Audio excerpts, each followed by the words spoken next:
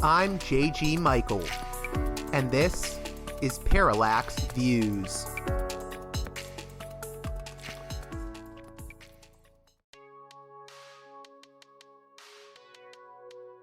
Hey there, Parallax Views listeners. Independent media matters, and your support makes it possible. If Parallax Views has challenged your thinking, exposed you to new ideas, or simply kept you company on your commute, now's the time to help sustain it. Listen, share, and if you can, support the show on Patreon at patreon.com/parallaxviews. One more time, that's patreon.com/parallaxviews. If you want, you can also make a one-time donation by contacting me at parallaxviewspod@protonmail.com. I can give you a link to my PayPal page if you contact me that way. Let's show what listener-supported media can do.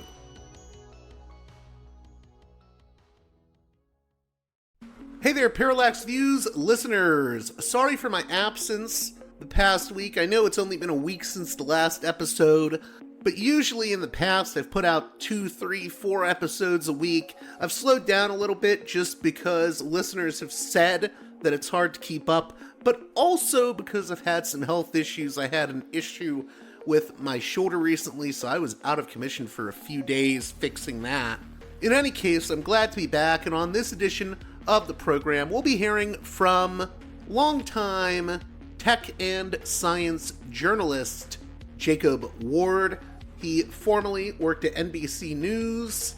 He hosts The Rip Current on YouTube, and he has a book that I think you'll find highly intriguing that forms the basis of our discussion today, entitled The Loop: How AI is Creating a World Without Choices and How to Fight Back. That book came out in 2022, and it is now more relevant than ever. We're going to be getting into the problems of AI and the psychological impact it has had on us and on our institutions. All that and more on this edition of the program. Before we begin the conversation, I'd like to remind you that this show is, for the most part, listener funded, outside of my one sponsor, the mighty Mike Swanson of Wall Street Window. So if you can, please consider supporting me on Patreon at patreon.com/parallaxviews. One more time, that's patreon.com/parallaxviews. Also, check out my sponsor, Mike Swanson's newsletter, wallstreetwindow.com, where you can get the best trading and financial news. I've had listeners make a return on investment thanks to Mike's trading tips. If you sign up now, you can also get his free ebook, The Twofold Formula, the single best trading pattern I have ever used. Check it out at wallstreetwindow.com. And with that being said, let's get to the conversation with Jacob Ward.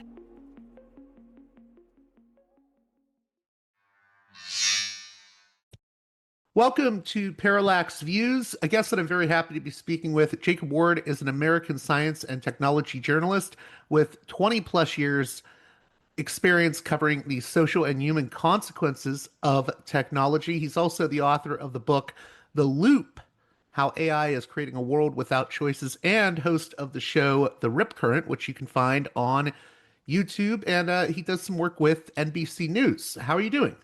Very well, thanks. Thanks so much for having me. I appreciate it. Did I miss anything there in my No, short that bio? was very, very thoughtful that you to list as many of those experiences as you did. Yeah.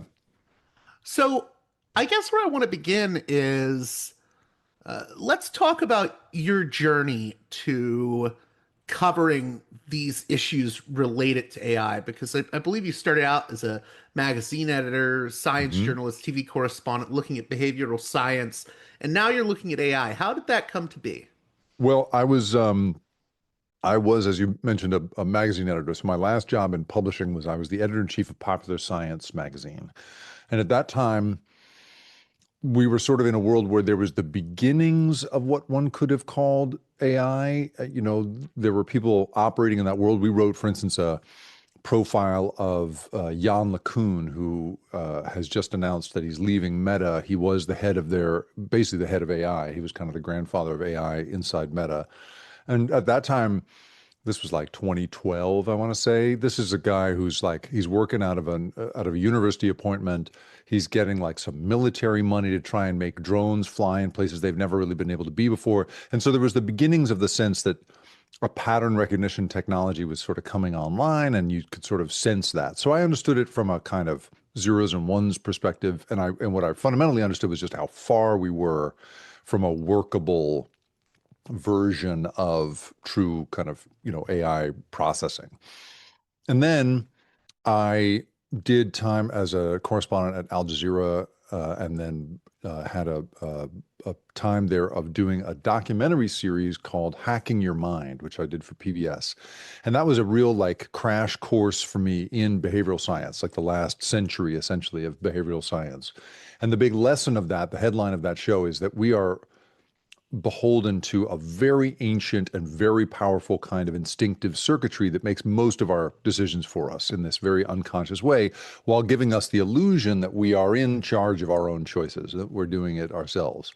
And at the same time that I was meeting and interviewing all these top experts around the world in that field of study, I was also becoming more and more acquainted with what was getting to be a much more sophisticated form of AI, where you had, there was at the time, there was kind of early versions of what was called human reinforcement learning and machine learning and neural networks. But I started to recognize the beginnings of what people were working on in what were called transformers. Transformer models were these models that currently make it possible for you to pour the internet's writing into a funnel, and out of the bottom you get a bunch of good guesses about what should come next in a sentence. And that transformer model revolution, combined with what I'd been learning about, how basically programmable human beings are in a way, just started to get me worried, especially as I began to bump into more and more and more companies that were clearly hoping to analyze and then predict and maybe even shape people's behavior. I just started to kind of panic. And I'm not typically the kind of guy who's like, you got to hear my thoughts, everybody's got to hear my ideas. But I just hadn't heard anybody talking about AI from a human behavior perspective, only from a kind of like, is it a Terminator worry perspective, or from a economic perspective. But nobody was talking about what is this going to do to us as a society and as sort of psychologically. And that's what I chose to focus on. So that was my journey. Let's talk more about that aspect of how this is going to affect us psychologically, because I think people are more drawn, unfortunately, to talking about, is this going to be Skynet from Terminator, or, I know, right? the paperclip hypothesis? But I'm actually where you're at, where I'm more interested in, well, what is this going to do with regards to how we make decisions? So Right. can you talk about the basics of that and the thesis of your book, really? Yeah. So the thesis of the book is that if you build a commercial, an AI system and you commercialize it, you run the risk of doing to our fundamental cognitive abilities and social abilities what Google Maps has done to our sense of direction, basically, right? I can't find my way from A to B without Google Maps these days, and I think that's true for a lot of people. There are even all of these anecdotes in which people, drive off the end of a pier because they followed the directions to the wrong place, right? We are, as a society, but more specifically as a species, we are built to, wherever we possibly can, outsource our decision making. It's like one of the top sort of learnings of the last 100 years of behavioral science is like we love to offload our choices. And we very often will offload them to our environment, right? So like I'm a former drinker. I don't drink alcohol anymore. I had to decide that that was just not right for me.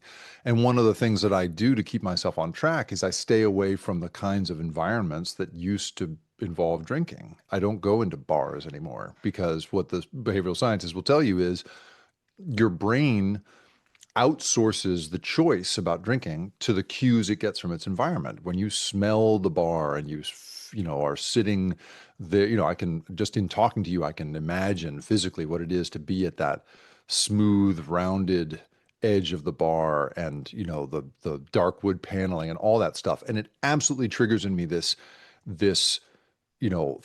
through line to the clink of ice in the glass and the antiseptic sting of the first drink and all that stuff. It's just, it's a choreography that your brain just follows once it is triggered by its surroundings. Would And another, not to yeah, interrupt go you, ahead. but would Please go another on. example of maybe how the environment affects our decision making? Sometimes so I'm big into like movies, right? And sometimes I'll buy my movies on Amazon because I like having the physical discs. If I Hmm. buy a bunch of Criterion collection movies, it'll start suggesting more Criterion collections. So Sure. that's sort of another like example of offloading that relates to me. But I can see I'm just trying to give examples to help people understand better. Yeah, I mean, another example of this from the pre-AI world is, the algorithmic recommendations that the music engines all provide these days. So, like, I used to be the kind of nerd who would, who could tell you everything about every band, and I'd follow them around, and I knew what was going on. Right now, I listen to the Discover Weekly that Spotify gives me. And when people say, "What do you listen to these days?" I can tell them more like the genre than I can the band names, because I'm just taking passively what is handed to me algorithmically there, right? And it is done to my music taste, what Google Maps has done to my sense of direction. And so I think anybody who is interacting with the recommendation systems can recognize what I'm talking about there. And what I think goes missing from that conversation is it's not just a function of the recommendation systems, it's a function of the brain that so here's an example.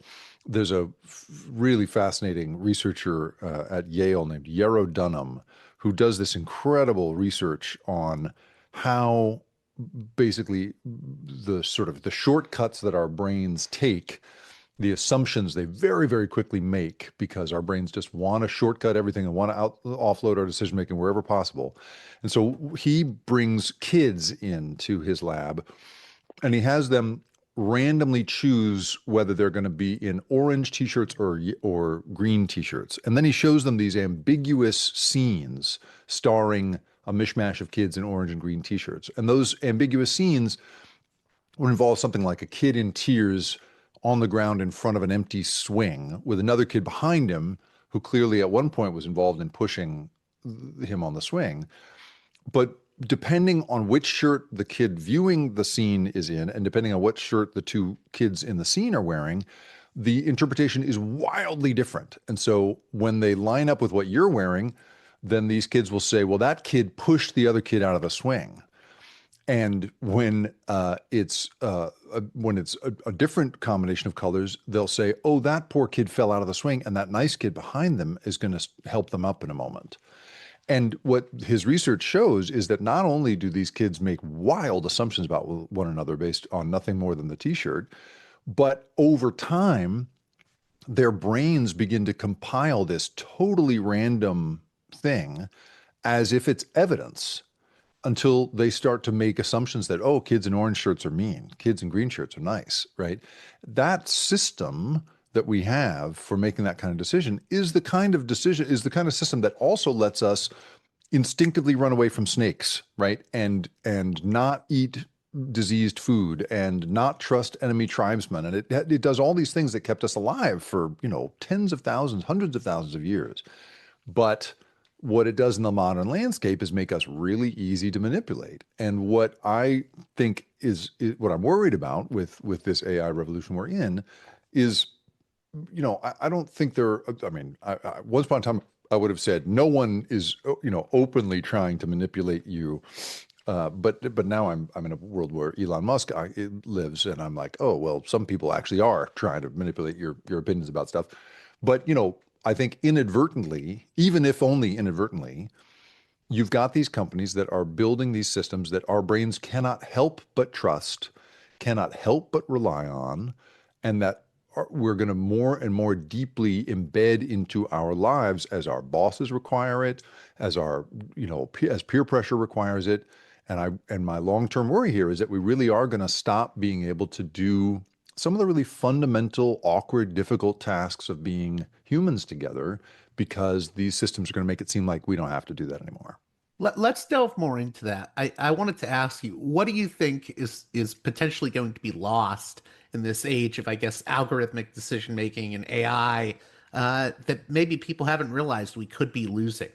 Well, already we're seeing signs of a certain kind of loss. So I was talking to a literature professor at UC Berkeley who was saying to me that one of his most difficult problems he faces right now, he teaches a class in reading literature deeply. And they read, I think, only like 2 or 3 books in the entire class. And he says that he has to spend like weeks in the beginning of this class convincing incoming freshmen that there is a big and important difference between having read the book and having read a summary of the book provided by ChatGPT. He literally, there were kids that he says he gets to the end of the class and he still hasn't gotten through to them on the idea that there's a difference there. So right there, you're dealing with people coming to believe that an automated summary of a thing is as good as the real thing, right? Is that. My 12-year-old daughter was just saying the other day, she was like, I wish I could make the art as well as ChatGPT does, but I also like to make the art. And so I'm angry at it for making me feel that way, was kind of her thing. She's a very insightful kid, and I'm always sort of using her as my guru. I'm always asking her what she thinks about things so that I know how I feel about them. But in this case, she's pointing out this fundamental thing that's happening where people are just sort of saying, well, I don't need to have to write my own wedding vows. This thing will do it for me, right? It's because our systems are just built to hand off wherever possible. And so I feel like that stuff is getting lost. What I think is going to eventually get built into this is, where I think this is going, is going to go is there's the individual loss, like a loss of focus, a loss of ability to sit and engage with a piece of literature, like there's some of that stuff.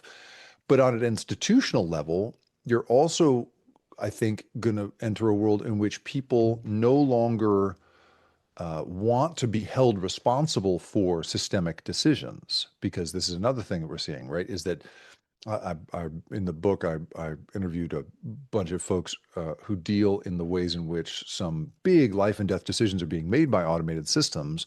And when you want to appeal those decisions because a mistake has been made, no one has any idea how to do that. So there's a University of Baltimore law clinic that tries to specifically deal with people who've been denied their benefits, their SNAP benefits, their welfare benefits. And as often as not, they say they wind up in front of an administrative judge in court, and they've discovered that some off-the-shelf piece of pattern recognition software has been used, and nobody in the room can explain how it made the decision, including the people who've built it. And yet, the agencies who are overworked and understaffed and under-resourced are only too happy to accept the idea that this system can make the choice for them.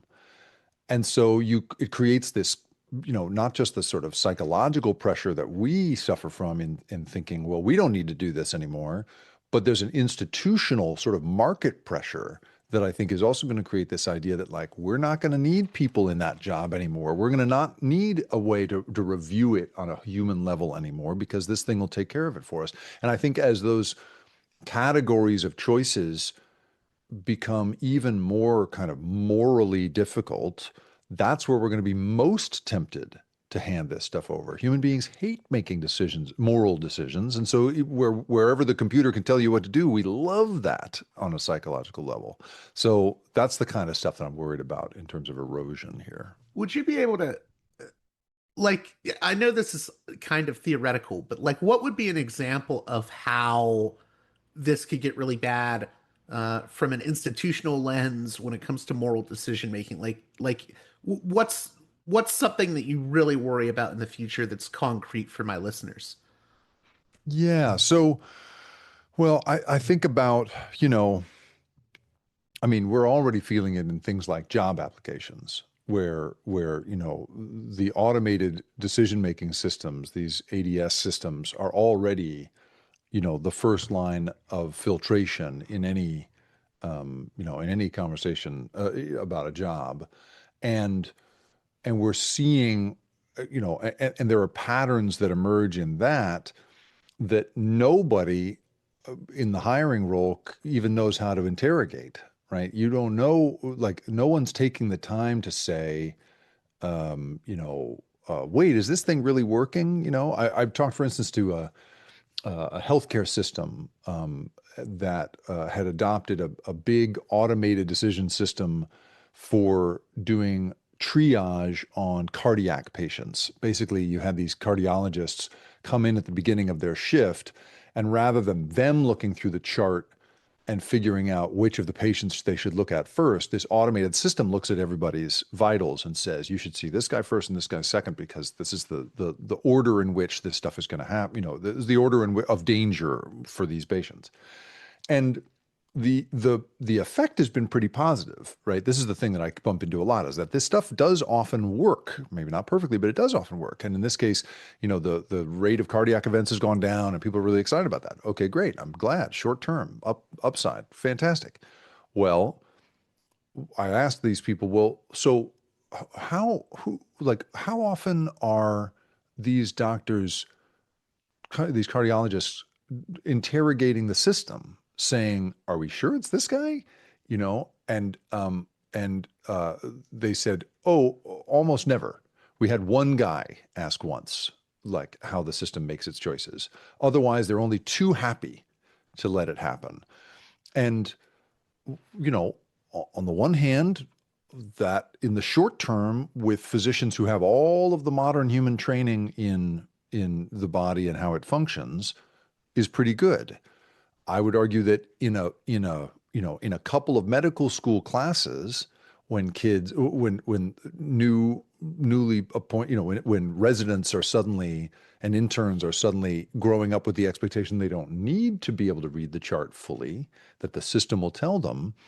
I just think there's a de-skilling that starts to happen there. I mean, another place we're seeing this right now, and this is a huge issue, I think, it's the one I'm really focused on at the moment, is young people, like 1 in 5 kids, according to a recent study, are treating chatbots as friends and, in some cases, intimate partners, using them to feel romantic feelings for the first time.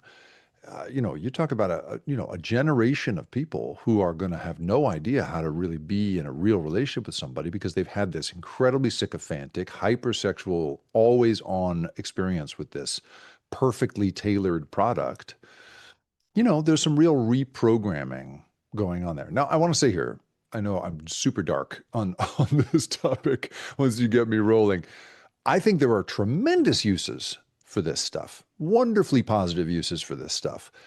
And I don't think the technology is inherently bad. It is, in my experience as a technology correspondent, always the incentive structure that gets us into trouble. It's the place where people try to make money off this stuff that gets us into trouble. But I do think there can be wonderful uses for this. So I'm not a total bummer on this topic.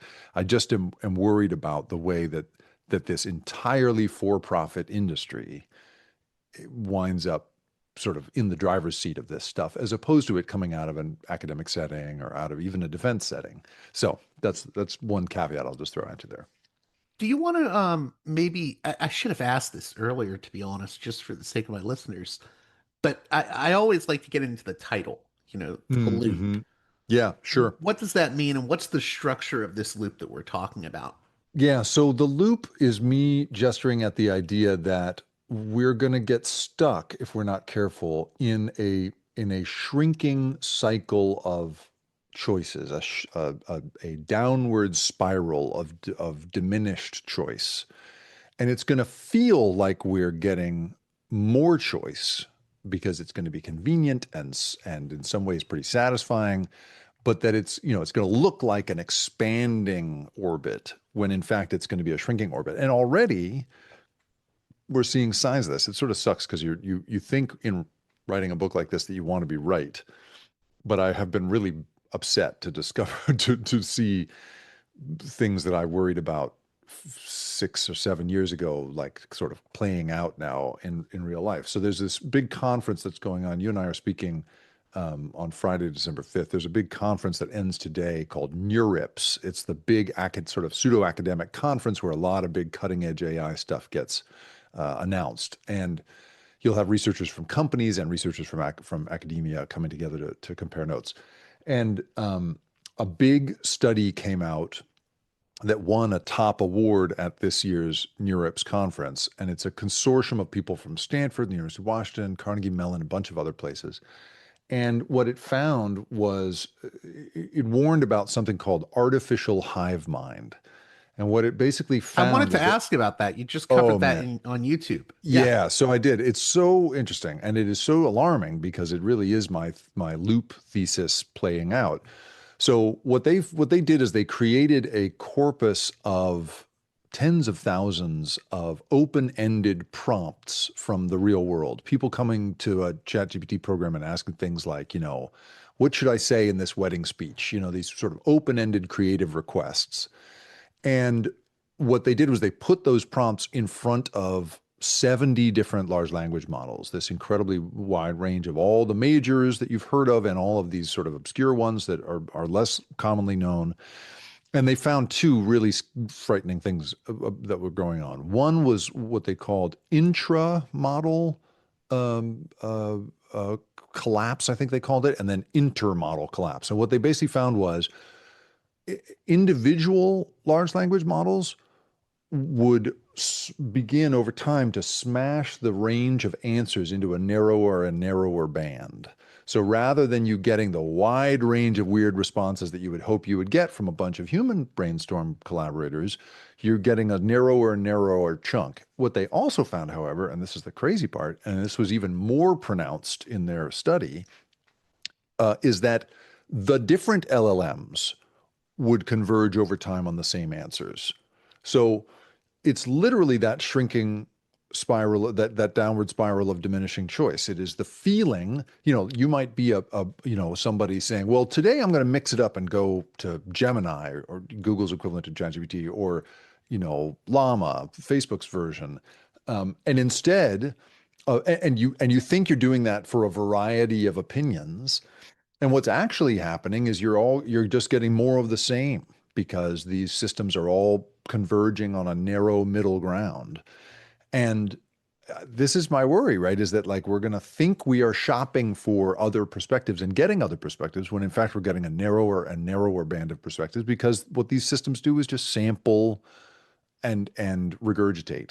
And so to my mind, so that's sort of the loop concept is that we'll get stuck in whether institutionally or individually or socially, we're going to get stuck in the illusion that we are doing better using these tools when in fact we're going to be doing some really fundamental damage to really important stuff about us. I want to go back to what you said about children and using AI, but before we do that, could we get into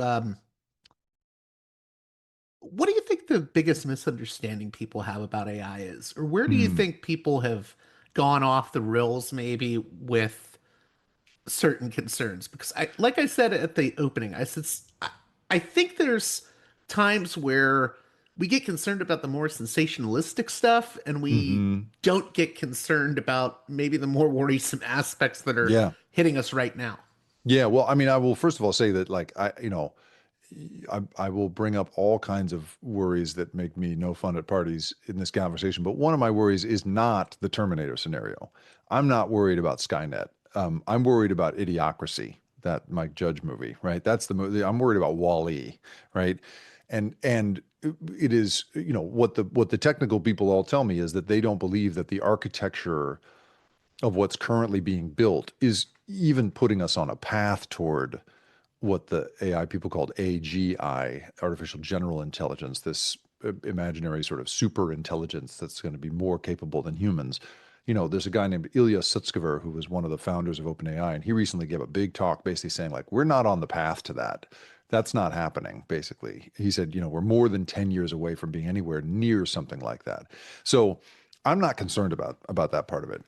Um, I've lost track of your question though. Sorry. Yeah, The remind me what you. misunderstandings that Thank you, people thank have you. Oh my about AI, God, because Jesus. It's the end maybe of you'll the disagree end of with a how. Friday, and I'm totally No, I finished. get you. So, But but I the feel like mis yeah, sometimes go ahead. people, the way they talk about AI is very strange because I Yes. don't. You're not when you're chatting with ChatGPT, you're not actually chatting with it. It's guessing words. It's not Yes. thinking. And I Yes. don't know how to explain that to people half the Yeah. time. That's right. Well, so I've been trying to sort of broadcast this term that I use a lot called AI distortion. That because I was calling it AI psychosis, but I find that people don't like to associate themselves with the notion of psychosis. And I would just point out, like, I fall prey to all this stuff that I study because I'm, if anything, the most vulnerable to this stuff because I'm so quick to anthropomorphize everything. But so AI distortion, I'm using as this term for the just the general confusion that takes hold of us when we are dealing with these systems. It is, you know, back in the 1960s, there was a famous case where a guy named Joseph Weizenbaum, who was an early computer science researcher, created a chat bot, like an early version of a chat bot that would basically just kind of mirror your responses back to you and fake it in this way that was really, it turned out, compelling. He dressed it up as a therapist. He told people, "This is a robot therapist. Why don't you sit with it for a moment?" He put his secretary in front of it first. This is like 1967, something like that, at MIT. And his secretary, within 5 minutes, turns around and says to him, "I need you to leave the room because I'm going to be divulging some really personal. This is a personal conversation. I can't have you listening to it." People within a couple of years were predicting the end of human therapy. The American Psychological Association was saying it was going to go out of business. Like, I mean, people were absolutely panicked about this because people are so quick to assume that this incredibly idiotic teletype system that literally you type in, "I'm so upset at my husband," and it writes back, "You're upset at your husband." And from there, you just bare your soul. Joseph Weizenbaum quit the field. He was so upset by what he discovered. He wrote a whole book about how computers basically prey on humans if we're not careful because we are so gullible. And so today, it's not even, we are just so prone to believing that these systems have a soul and know us and are thinking it through.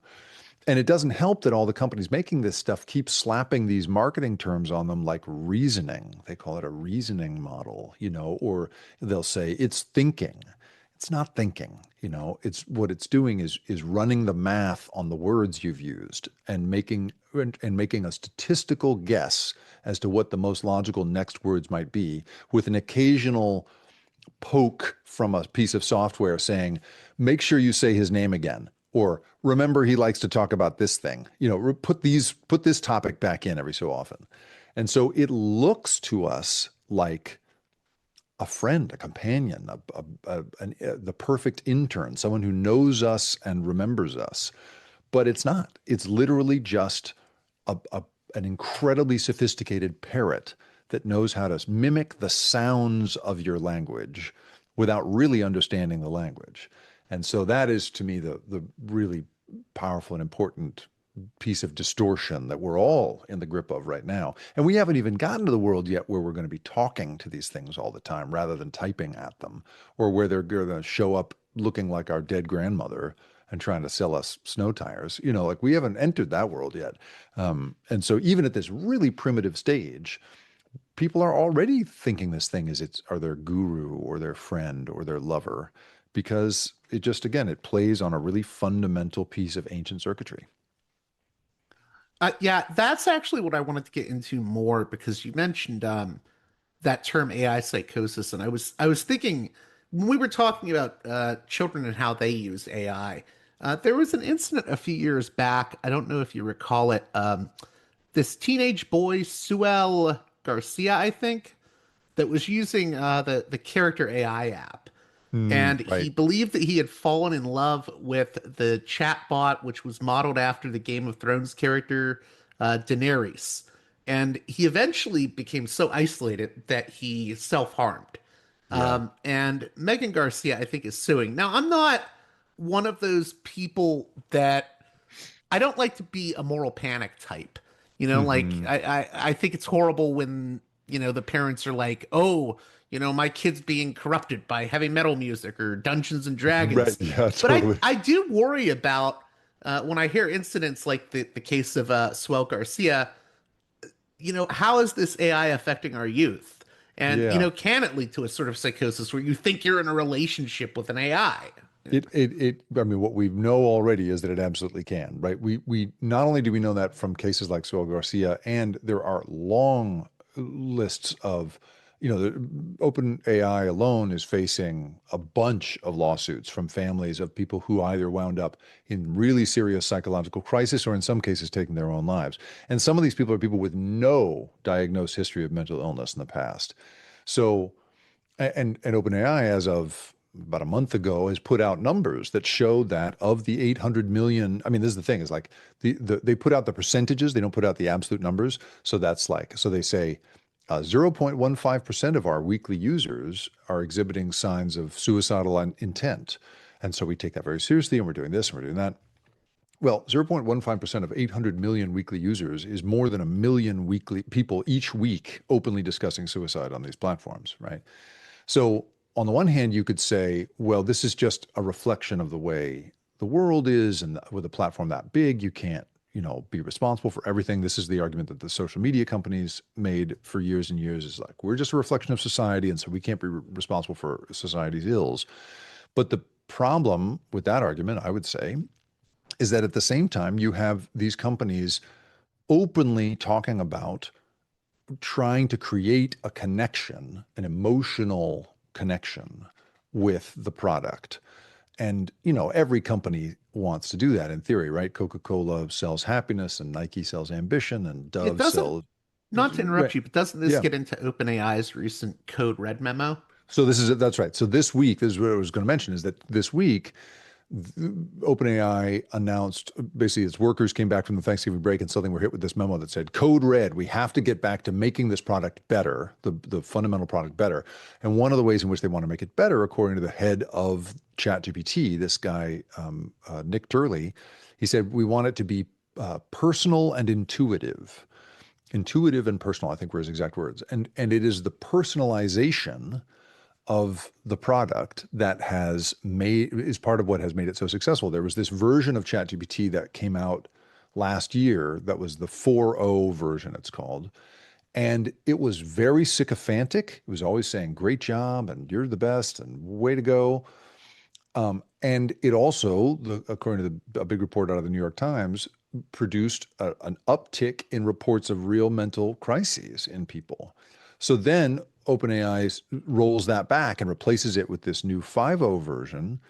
And the 5.0 version is much more robotic, much less sycophantic. And everybody, like not everybody, but tons of people complain. They are outraged that they can't have the sycophantic 4.0 version anymore. And so Sam Altman writes, don't worry, everybody, we're going to bring it back. Paying subscribers can have it. And so there's really this isn't an academic product. This is a product. This is a moneymaker. And so these companies are not given to, they're not going to make a system that says, hey, you shouldn't trust me, I'm just a robot. They're going to make a system that says, great job, great to see you. How else can I be helpful? Which is why you also have, I write a column for a Substack called Hard Reset. I just wrote one today that articulates the ways in which state laws, because there's no federal law about this, state laws are starting to jump in and actually say, you know what, you're not allowed to make a companion for kids. You're not allowed to make a robot therapist. You're not allowed to, a kid who spends time on this thing has to be reminded every few hours to take a break. There are rules coming along. Usually in the United States, we only care about death and monetary loss. We're starting to make rules now about how people are psychologically and their psychological health, because these systems are going to play on that in a really powerful new way. This is a hard question because I don't think there's a definitive answer because, we're talking about, there's a lot of gray areas in all of this. But how do we draw the line between, helpful automation or helpful AI and sort of harmful outsourcing of judgment and agency? Because I do think there can be uses for AI. I know I've worked with autistic kids before, and I've seen some research saying that these LLMs could be used for support for autistic people. And I think that would be, a good thing. But Yep. it seems like we need to look at the costs and the benefits, and it's hard to draw that line. I think that's absolutely great. I mean, we are not mature enough as a society to know at this point how this is supposed to work. In the early days of OpenAI, I had a conversation with a couple of researchers there who told me that there was an internal, thought experiment that they called the heroin problem, and it was a theoretical question you're building, they said to me, if we're going to build like a perfect AI assistant for somebody and they're addicted to heroin, what's it supposed to do? Is it supposed to help get you off of heroin, or is it supposed to facilitate your addiction? Because it could do either thing, right? And as a society, we tend to say, oh, people make their own choices. Everyone is is their own steward, everybody's quarterbacking their own lives. But what we know from experience with things like, cigarettes is that's not true. On the other hand, the same kind of addictive principles that make cigarettes an incredible industry also makes it possible for people to get hooked on things like Peloton, right? And one could say that's a positive, right? So to my mind, it isn't the playing on the circuitry that necessarily has to be regulated. But what we also know, I think, is that I think you can look inside the companies and their incentive structure and map their incentives to the psychological outcomes of their products. And I think that's where you begin to figure out, oh, is money more easily made off people? This is the essence of the gambling industry, right? That industry has figured out that money is way better made off people when you play to their unconscious instincts than when you give them a chance to take a break. And that's why state regulation has had to jump in. 38 states at this point have legalized sports gambling online. Now, almost all of them, I believe, have required that you be allowed to tell the casino or the sports gambling company, leave me alone. And they have to leave you alone from then on. There is an incentive. I think it's not just about the circuitry, it's about the incentives. And so I think there's a way to sort of map that on. There's a very really smart and creative thinker at Duke Law named Nita Farahani, who I'm a really big fan of. And she has a book called The Battle for Your Brain.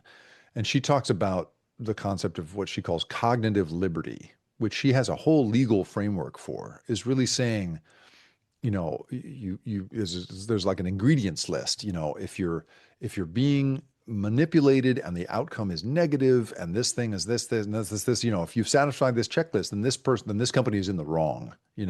I think we are smart enough as a society to come up with a checklist like that and make it happen. But I think we're going to have to move beyond what we've traditionally been about, which is to assume that everybody's making their own choices and that we only have to protect them against death and, robbery, which is how it's worked in the past in the United States.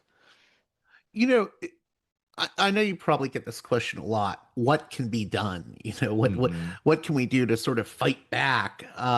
Yeah, And I think a lot of people like to focus on the individual when it comes to that. Well, what can right. the individual do? What can I, as a single person, do? I'm more interested in what would your advice be to the institutions and Yeah. the institutions that build our society and maintain our society. Yeah, well, I really appreciate that. And I love that you are seeing right through the myth that human beings that we're all supposed to sort of take care of it ourselves, because that is a line that both kind of comports to our desire for a clean and easy narrative. We love that narrative of, the lone Jimmy Stewart fights back. And it also is what the companies are always emphasizing is like, well, individual responsibility or media literacy, or, they love to sort of talk about how it should be the responsibility of human beings to deal with it. So I agree with you completely. I mean, first of all, these companies have hired the smartest experts in persuasion, in the world. They worked at social media companies. Now they're working at the AI companies. And so it is not fair to imagine that you or I are going to like fight back against that individually. I think there are steps one can take. I try to teach my kids and I try to live by the idea that like you should be using these things as tools to actively retrieve what you need. Don't use them to passively deliver either entertainment or a simulacrum of creativity. You got to use it to fuel your creativity. Okay, great. But that's also like saying, as I mentioned, I'm a former drinker. When I see the phrase "drink responsibly," which it always says on the ads, it makes me crazy. I'm like, dude, there's no way I can drink responsibly. That's why I don't drink. So ultimately, I do think that what's going to happen is, I mean, one of the great engines of change in the United States for better or for worse, are plaintiffs' lawyers. I think that liability and class action lawsuits are going to be how we sort this stuff out. And people, legal experts will tell you like, well, we don't want to, legislate this one courtroom at a time. Well, I think we're going to have to for a while. And so I think some big bad lawsuits are going to have to come these companies' way, not just for not just for the kind of legal damages that might cause them to change their systems, but also for discovery, right? The legal term for, um, uh, you know, basically the need for um, looking inside the interstices of these companies and the decisions that they make, the strategies that they have pursued. That's one of the best possible ways to get legislators hip to, oh, here's a bad thing. Oh, I didn't realize, the cigarette companies had a whole playbook for a nicotine delivery system, right? It's discovery that makes all of that possible. And so you know, lawyers have a bad rap, but I really am a big fan in this case of what the ambulance chasers are going to accomplish when they get their teeth into the incentive structure of a company that wants to create the deepest possible emotional bond with the people most prone to forming that bond, which is the history of where a lot of stuff has gone wrong in this case. Now, your book came out, I believe, in 2022. Yep. It's 2025. Is there anything looking back on it that you would have changed, or what were you surprised by that has happened since then, positive or negative? Uh, Maybe compare and contrast from when you wrote it to what's happening now. Well, I think what I didn't understand at the time, so I was writing it and doing the research at a time when companies were for the most part still in the fad of um like wanting to be seen as world improving change agents. It was very sort of like cool in the Silicon Valley world to be considered, the folks who made the Arab Spring possible, like all that kind of stuff was the essence of Silicon Valley once upon a time. But now I wasn't prepared for the shift to where we're at now, where these companies are very weirdly not as interested in that kind of, some of these, I mean, some companies like, Elon Musk's company, you know, isn't even really pretending to be about, Twitter is, I mean, X, right, is just turned into like a troll haven. It's not Well, now about, he's trying to create like a almost like I would say it's like a political Wikipedia, the Grokpedia thing. Like yeah, he's yeah. trying to make his own version that'll combat what he Yeah. disagrees with on Yeah, Wikipedia. that's right. That's right. And none of that really comports with what, none of that jives with what the original sort of way that those companies were supposed to be. We're going to connect people and blah, blah, blah, blah. All that has kind of gone away. And even in the companies that do say things like, we're going to help cure cancer, Sam Altman and Dario Amodei, the guy who runs Anthropic, co-founded Anthropic, and, a lot of these founders are all talking about how there's going to be this grand utopia on the far side of things. Um, but in the meantime, they're very happy to say, but there's going to be like 20% unemployment, and we're going to like, wipe out whole categories of jobs. There's going to be enormous short-term disruption. There's an openness about breaking things that is very weird. And, so there's that I didn't anticipate. And I also didn't anticipate how friendly the regulatory regime would become toward them at the federal level, right? I didn't know going into this book that the Trump administration would wind up so friendly with these folks, and what it would be to be in a world where they really don't face any federal regulation or any inclination toward federal regulation at all.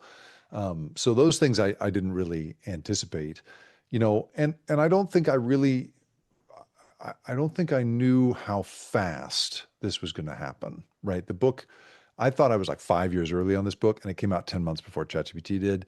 I didn't recognize how quick this was all going to take place and how quickly people were going to take it into their lives. I thought it was going to be a slower drip than this, and I was wrong.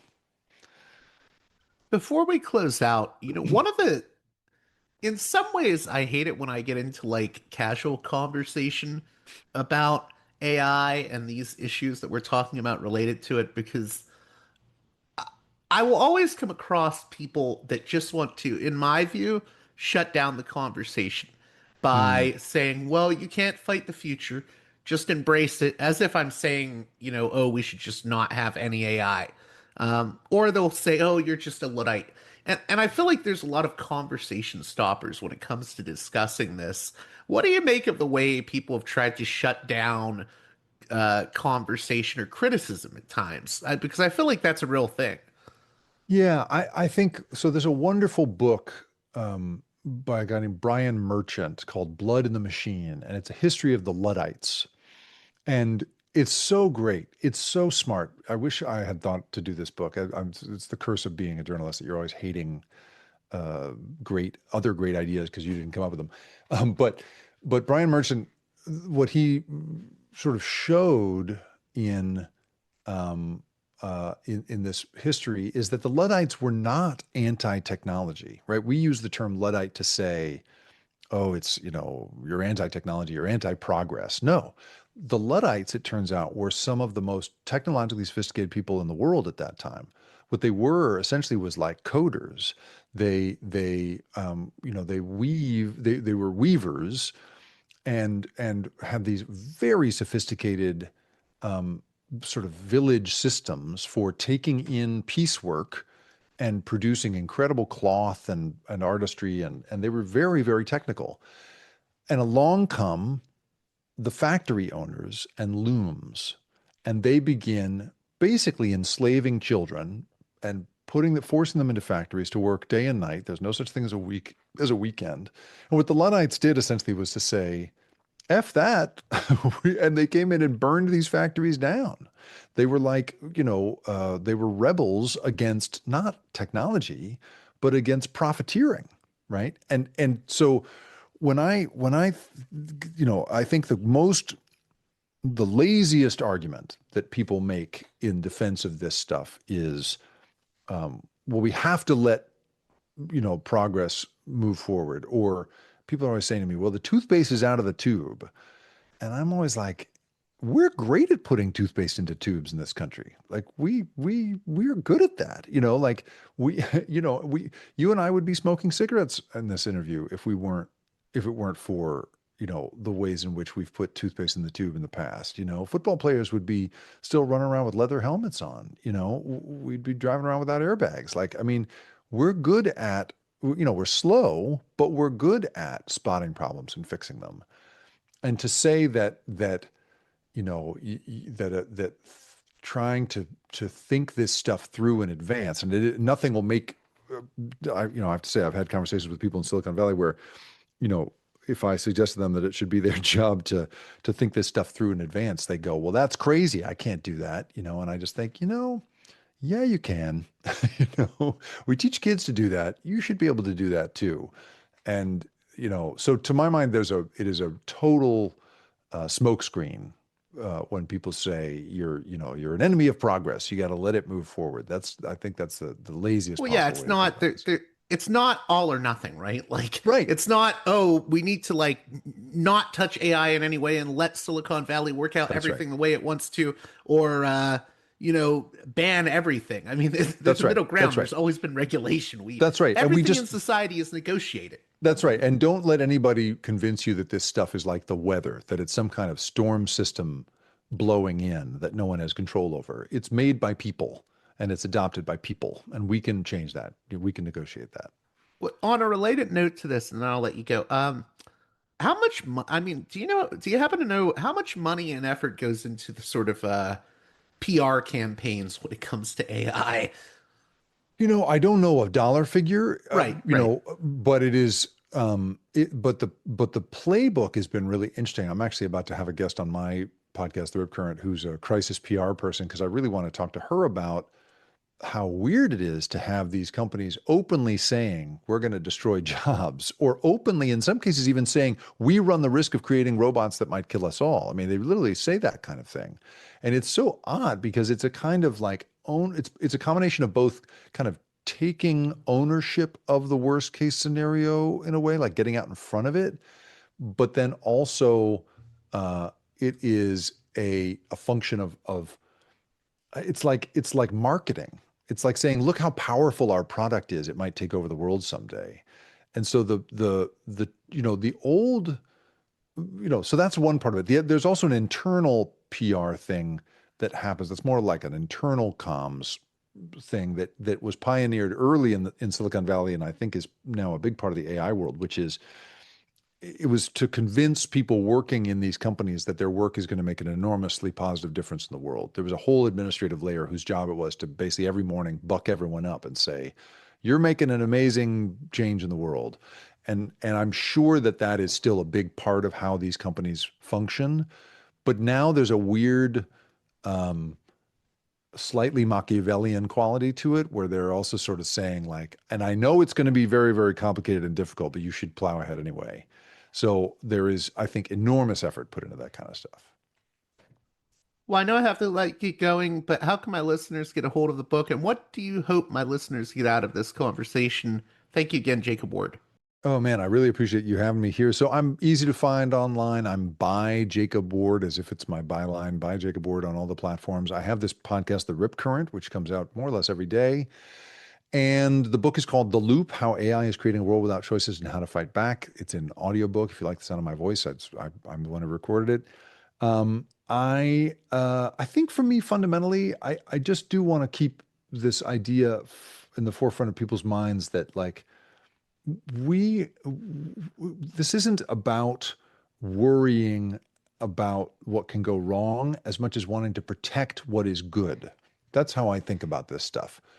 For me, it's not that I'm, I worry about amplifying the bad parts of human psyches and human systemic trouble.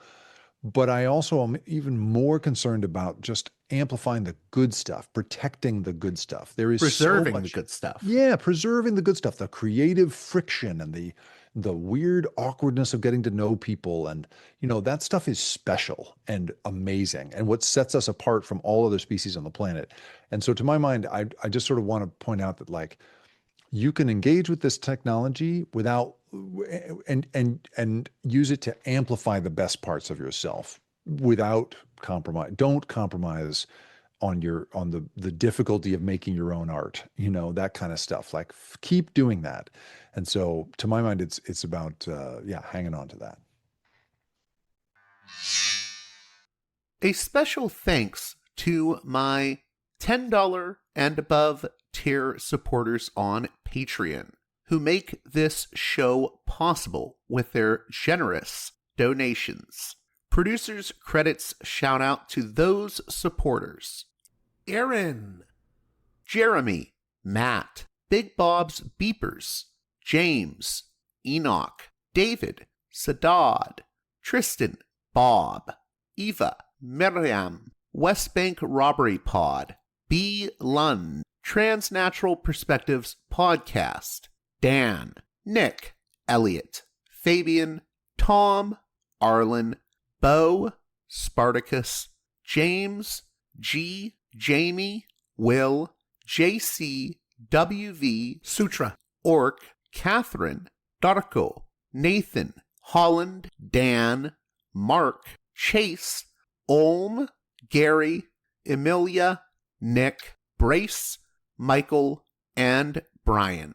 Please join those listeners in supporting me at the $10 and above tier of my Patreon page, patreon.com/Parallax Views, if you'd like your very own producer's credit on each and every edition of the program.